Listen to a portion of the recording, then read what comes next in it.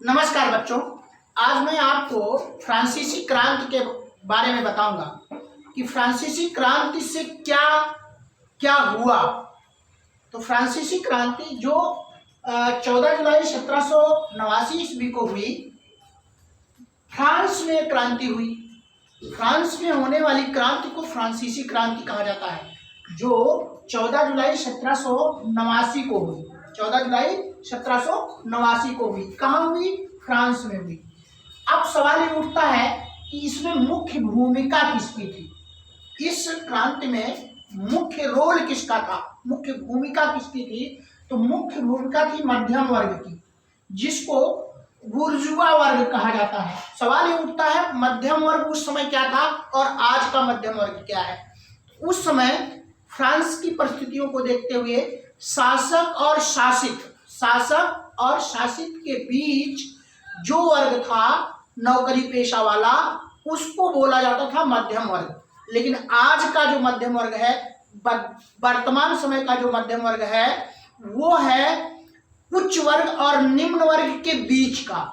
उच्च वर्ग अर्थात धनाढ्य और निम्न वर्ग के बीच का जो वर्ग है, वो है मध्यम वर्ग। तो उसकी मुख्य भूमिका थी, अर्थात मध्यम वर्ग की, बुर्जुआ वर्ग की मुख्य भूमिका थी फ्रांस में फ्रांसीसी क्रांति की। उस समय जो वंश था वो बूर्बो वंश था, और राजा जो था वो लुई 16वां था। राजा लुई 16वां बड़ा ही अत्याचारी, अयोग्य, घमंडी शासक था, और उसको लोग हटाना चाहते थे। इसलिए मध्यम वर्ग टूट पड़े और क्रांति कर बैठे। क्रांति का अर्थ मैंने आपको बताया, जो तात्कालिक होती है, तुरंत होती है, किसी शासन सत्ता या सरकार का विरोध करने के लिए होती है, उग्र होती है। क्रांति मध्यम वर्ग ने किया। वंश उस समय बूर्बो वंश का था और राजा लुई 16वां था।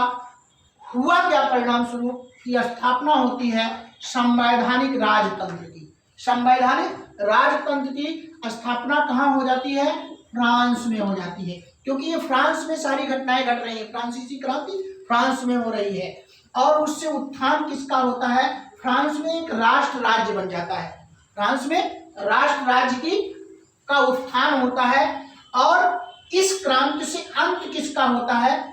फिलिप के शासन का अंत होता है। फिलिप के शासन का अंत हो जाता है। ऑस्ट्रिया में मैटरनिक के तानाशाही शासन का अंत हो जाता है, और बूर्बो वंश का भी अंत इसी से होता है, और राजा लुई 16वें के शासन का अंत फ्रांसीसी क्रांति से ही होता है। तो बच्चों, थोड़ा थोड़ा पाठ मैं आपको दे रहा हूं, आप रिवीजन करते रहिए, बार बार पढ़िए। एक किताब लीजिए और एक किताब को कम से कम 100 बार पढ़िए। कई किताबों को रखने से कोई बहुत बड़ी चीज हासिल होने वाली नहीं है। आप एक किताब को पढ़ो और एक किताब को कम से कम 100 बार आप पढ़िए।